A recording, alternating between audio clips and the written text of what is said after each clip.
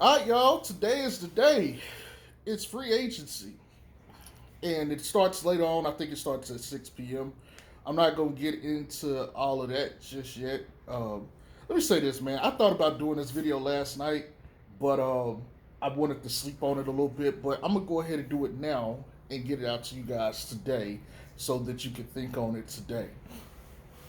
Here's the thing, man, and I want to make sure we understand um, how this shit work, right? So if a player goes to another team and accepts a qualifying offer, or let me say it this way, an offer sheet, it's not an actual contract yet.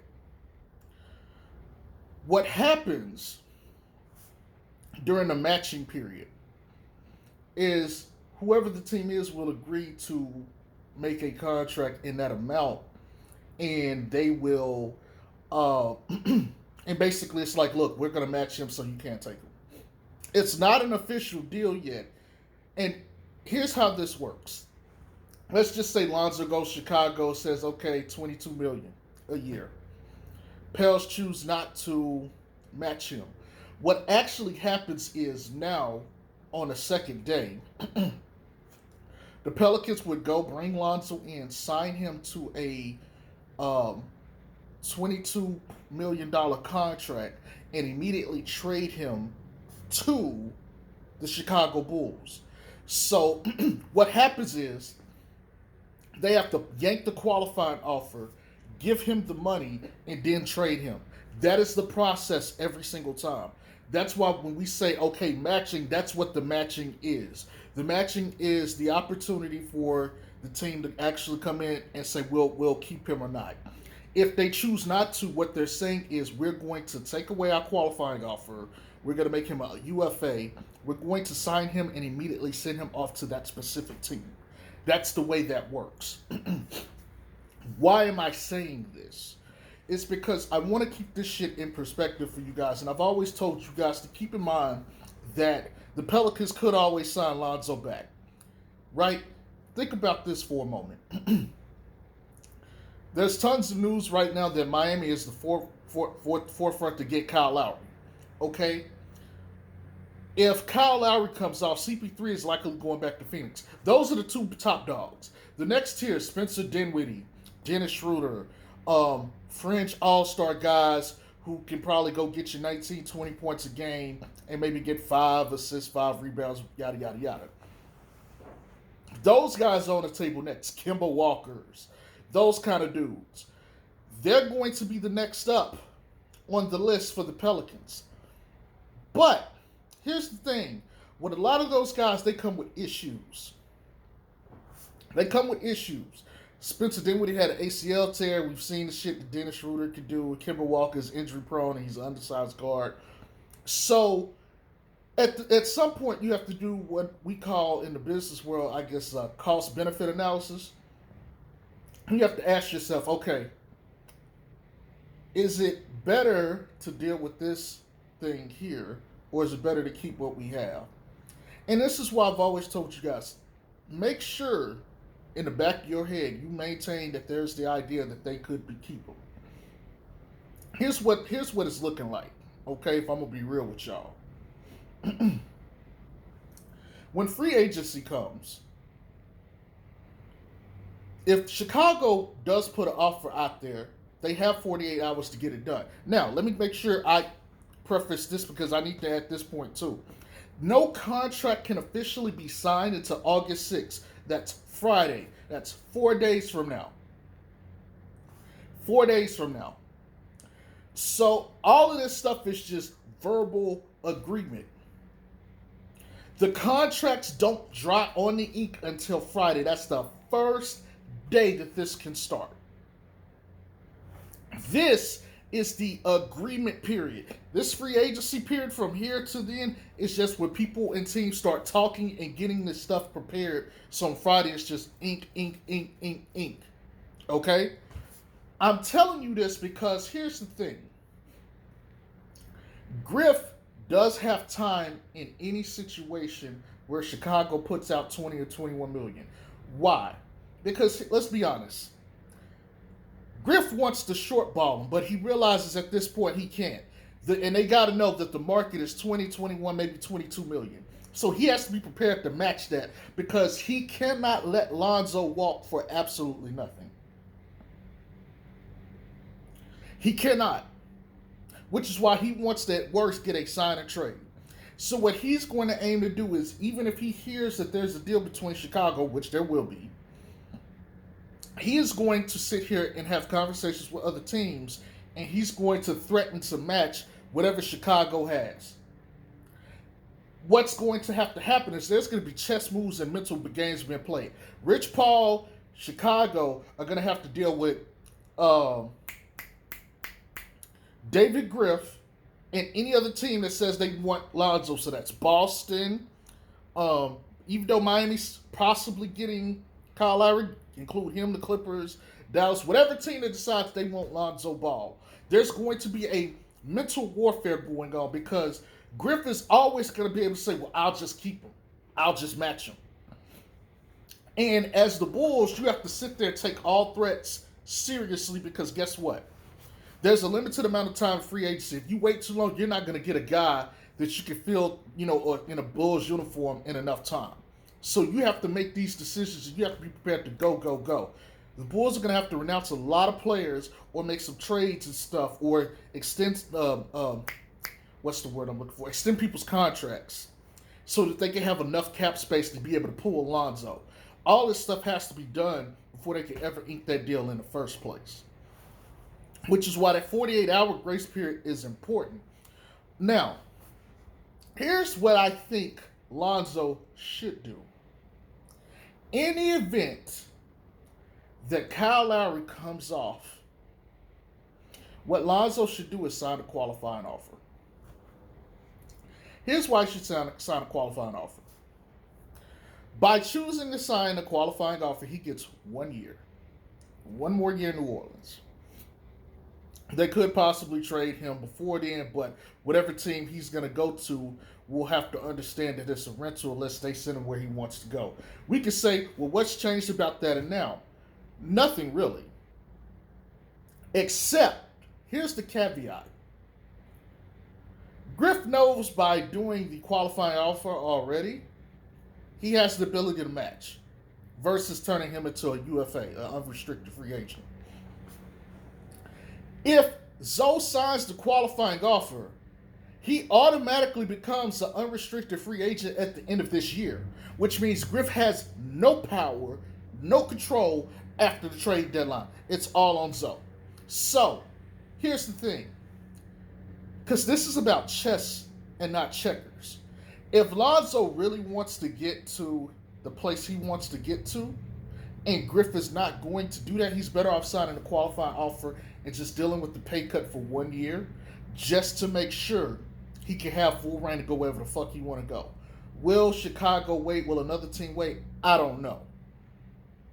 The likelihood he does that, I don't think he's going to do it. I think ultimately what would happen is they would have to sit down and make some kind of trade package. Now, keep in mind, even with the trades that happen at the draft, none of this stuff is official until the 6th, which is Friday. So the likelihood what's going to happen is you're going to hear a deal. If there's a sign and trade involving Lonzo, you're going to hear a deal where it's going to be like there's a 3 or 4 team trade involving whatever team they're sending Lonzo to, Memphis, New Orleans, and whoever the fuck else. And it's going to be the Valanciunas stuff, the Bled to Adams trade. All that stuff is going to get featured along with whatever other parts they work out in the middle of the deal. None of this stuff that has happened since the draft and all these other trades and stuff we've heard, they're not official until Friday on the 6th. Keep that in mind. That is important information, people. So, as it still stands, remember, I told you nothing is official till the ink drops, which won't be until Fridays when you can first officially sign and get the stuff through and approved through the league. There will be time for deals to be worked out and stuff, and Griff can hardball. Griff could offer some kind of deal, say, look, we'll just match him and trade him to Toronto later. That's a legit threat that he can make, and Chicago has to honor that threat. Because at some point they could just say, "Fuck it, we don't want to deal with it. We're out." Then that takes away one of those options. Now there's still Boston, there's still other teams, but this is the mental gymnastics that's going to be going on in that 48-hour period from the time that he agrees to the offer sheet from Chicago, whatever team, to whenever. That's what Griff is going to be doing. He is going to be making phone calls. He's going to be trying to bully and to try to be a shrewd operator to get the perfect deal for him without losing out on Lonzo. But again, think about this and keep this in mind, people. We heard all year, Kira Nall backcourt. Kira Nall is the future. Nall may indeed start. And I don't have an issue with that because I campaigned for that nigga to start at the beginning of the year, before the season started. I have a problem with that. Kira, though, is constantly the one that's not ready yet. We keep hearing all the Kemba Walker, Kyle Lowry, CP3, Spencer Dinwiddie, Dennis Schroeder, all these other people who are being linked to what the Pels could want. Now, some of this may not be the specific Pels stuff. Remember, I said don't trust that media shit. This could be a team like the Lakers putting this information out there, or another team putting this information out there, or Phoenix is saying, oh, CP3 could have interest in New Orleans. That could be Phoenix to try to condition the market or set the market a certain way. Okay. Keep all of that shit in mind. At the end of the day, there is always a possibility that New Orleans says, "Look, Lonzo is our best option. We're gonna match whatever, and he's not going anywhere." And Lonzo stays. Now, here's the part that I found out last night. I was on Twitter looking through some stuff. Apparently, you cannot trade a player you matched for a full calendar year. At minimum, if the Pelicans match any offer sheet out there, they're stuck with Lonzo for one full year. He cannot be in any trade rumors. Well, I take that back. I don't think he could be in any trades unless he himself okays it. So basically, he has a no-trade clause for the year. That is important. Because that means no matter what, he's going to be a Pelican for the remainder of the year. And so Willie Green will have to run offense with Lonzo, Nall, B.I., Zion, and Valanciunas. In all likelihood, if that's the case. And you have Kira off the bench and whoever the fuck else they have, from what they drafted and all this other shit. Now, the flip side of this is there's always a chance a team like the Knicks with all this infinite cap space they don't have infinite cap space. They just got like more than anybody else. They could just come out there and say $25 million. Now, the Pelicans have to understand something here. You can match, but don't fuck yourself to match. If you have to pay him $25 million a year, is that worth it to you? Because you want to keep him if it's at a good number for you. The Pelicans, don't get me wrong, the Pelicans would love to get off Lonzo if it's above a certain number, but if they could get him at 14, 15, 16, 17 million, they'll take that in a heartbeat. They will keep Lonzo because he would be extremely tradable and he's a valuable asset. If they could get him at that amount, which they won't, but if they could, they would keep Lonzo. They would match any and every offer sheet, period. But if there's a threshold number where the Pelicans have to say, we're out. I personally think it's $23 million or $22.5 million, I think is the most. That's me personally. If the Knicks come up there and say, we'll give him 25, the Pelicans are not going to pay him $25 million, even if it's for a year, because that limits their cap flexibility. Goodbye. The Bulls, I think, from what I've seen, I don't think they can come up with that kind of cap space. Even stretching and renouncing and doing all this stuff, I think it's virtually impossible for them to be able to come up with that cap space. I think their limit is like 21, 22 million, and that's the most that they can manage. If the Pelicans are willing to go to bat for 21 to 22 million, they're going to win. They're going to win.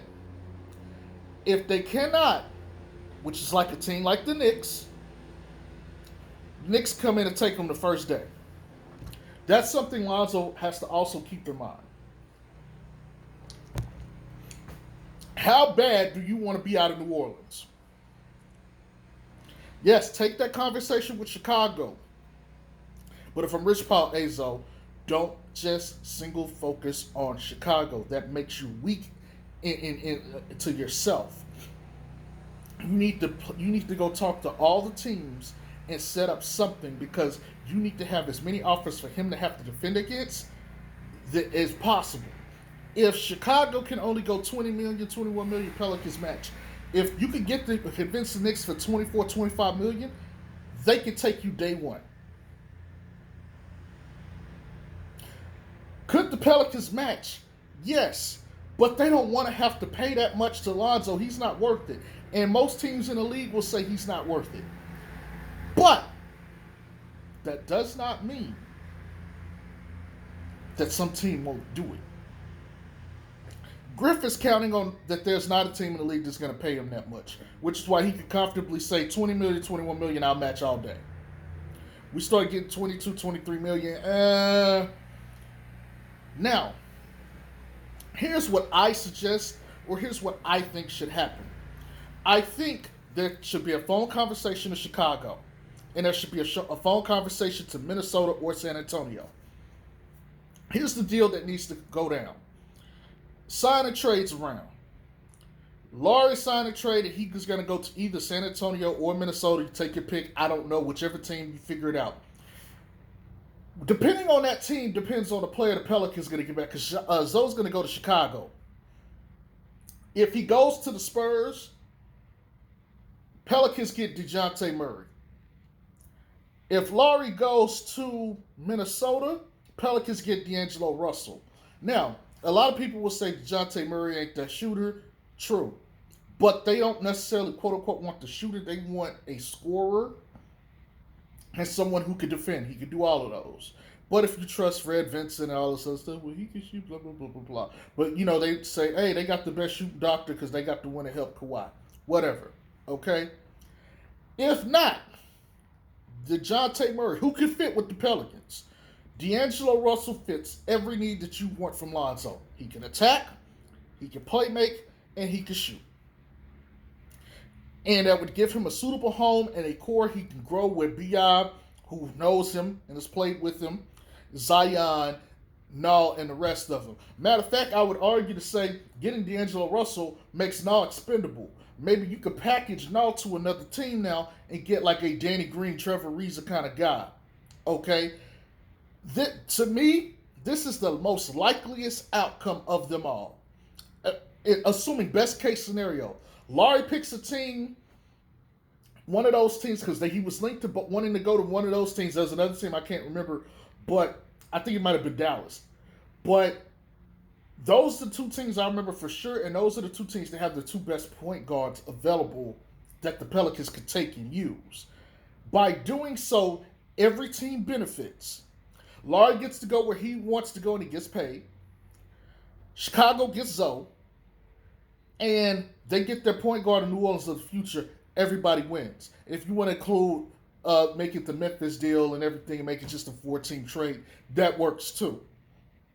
And maybe you want to move a couple of other moving parts. I don't know. You might want to, I don't know what the specifics on the salary cap of all those teams. Maybe some other pieces got to go in and out. Maybe Minnesota sends a couple of extra parts. Derek Culver. I doubt they send Naz Reid. But, they got some nice pieces out there in Minnesota. Maybe Chicago offers to take one of those guys to help and, give them some depth to their squad. Or, maybe San Antonio does the same thing here. That I don't know. There's a lot of players on San Antonio that are up for grabs that teams are going to want. So maybe, New Orleans wants to take a guy from one of, I don't know. Okay? The whole reason for me to make this is to inform you guys of what is truly out there, what can happen, what likely should happen from both sides, so that everybody goes into this with reasonable expectations. Just because you hear an offer sheet tonight from Chicago to Zoe does not mean he is on a contract. And even still, after the 48 hours or until the 48 hours, nothing is official until Friday when they could go in and sign the ink. A team could set up and make something happen and could renege up until Friday because nothing is settled until it's on ink. Same thing happened last year with Milwaukee with the Bogdanovich thing. Okay? Please temper expectations. When you see the deal come out, be like, okay, there is still time for moves to be made. There's still time for agreements. Wait. Because if you sit there and you get excited, and I see a lot of people getting uber excited about this shit, $20 million is not a safe zone for the Pelicans, believe me, people. Especially if they were to renounce Josh Hart, they still have $16 million. You think they can't go get a shooter or something with that and build out the squad? They can go get 2 shooters probably. And I think that's before you get into exceptions and renouncing and re-signing other players and all this other shit. Things are not always what they seem. And I want you guys to be privy to this information. I've seen way too many people excited for what, oh, Lonzo's leaving. No, if a team is not going to offer him a overpay, the chances of him staying increase dramatically. And if they can't get a sign and trade with Pelicans, he damn sure not going anywhere. So if the team that you want him to go to, Chicago, Toronto, anywhere else, Boston, 2 of those teams at minimum, damn sure ain't got no cap space right now, so they got to make moves to get it. Okay? So unless it's a sign and trade, it's probably not going to happen realistically unless they do some mad scientist work. This shit takes time. And sometimes maybe they've done the work and figured out how they could get it ahead of time, but still, it takes days of execution at times to get this shit just fucking right. Plus the right kind of manipulation. You need the right kind of people working to get these parts to work. You got Rich Paul. He's definitely an asset for that. And Zoe was smart to make that change to him of the last offseason. But Griff is not stupid. For as much as I talk shit about the dude, he is not stupid. And he is going to play hardball. He is not going... Look, think about it. If he really didn't care that much about Zoe, he would have just not extended the qualifying offer and let the nigga walk. He did this knowing damn well he needed to get some power and authority in here. And he needed to make sure he could make the right move for the Pelicans, not for, Zoe. Well, because of his own emotions.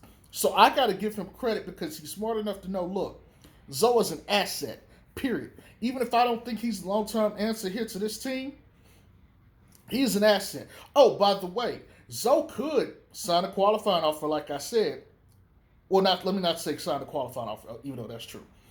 Zoe could agree to a contract with the Pelicans and show out this year, and the Pelicans would have to be like, we need to keep him because we got him on a good contract and he's really good. That could happen too. Don't think for a moment that the Pelicans won't change their tune if they end up keeping Zoe this year on $20 million a year and Zoe goes out there puts up 17, 7, and 7. Don't think for a moment they won't keep him. Now, it don't mean that they won't be like, we can move him a lot more. We'll have more suitors now. That don't mean that won't happen either. But goddamn it, look, if Zoe go out there this year, if he's stuck on the Pelicans and they squad is a whole lot better and they get into the 8th to 7th seed or 6th seed and he's putting up 17, 7 to 7, the Pelicans are going to take a hard look at keeping him long term because they got him on a deal and he's still ascending. He's still ascending. They're going to take a long, hard look. That contract that they didn't want to have to begrudgingly pay him, hey, he's a part of the core now. And I promise you, Blog Boys are going to change their mind if he's coming out there, he's putting up 17, 7 to 7. Anyway, this video is almost 25 minutes long. I didn't want to talk this long, but I had to make sure that we had a reasonable expectation of what's to happen tonight. I hope y'all have a good day. I'm looking forward to free agency just like the rest of you. Peace.